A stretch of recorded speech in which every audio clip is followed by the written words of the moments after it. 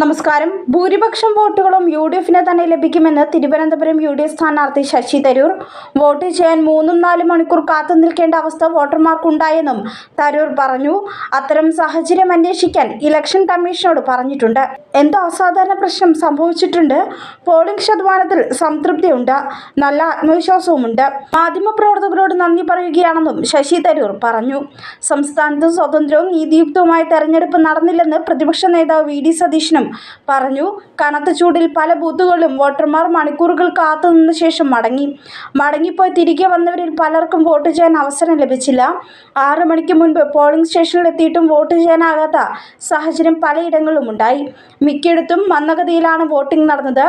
4.5 മണിക്കൂർ വരെ ചില വോട്ടർമാർക്ക് കാത്തുനിൽക്കേണ്ടി വന്നതായി റിപ്പോർട്ടുണ്ട്. ഉദ്യോഗസ്ഥ തലത്തിൽ ഗുരുതരമായ അനാസ്ഥ ഉണ്ടായോ എന്ന് സംശയിക്കാവുന്ന തരത്തിലാണ് വോട്ടിംഗ് നടന്നത്. പോളിംഗ് ശതമാനം കുറയാൻ കാരണമായതും ഉദ്യോഗസ്ഥ തലത്തിലെ മെല്ലെപ്പോക്കാണ്. വോട്ടിംഗ് യന്ത്രങ്ങൾക്ക് തകരാർ കണ്ടെത്തിയ ബൂത്തുകളിൽ പോളിംഗ് സമയം ദീർഘിപ്പിച്ച് നൽകിയില്ല.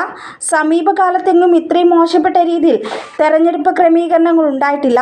ഇതേക്കുറിച്ച് അന്വേഷണം വേണമെന്നും പ്രതിപക്ഷ നേതാവ് ആവശ്യപ്പെട്ടു.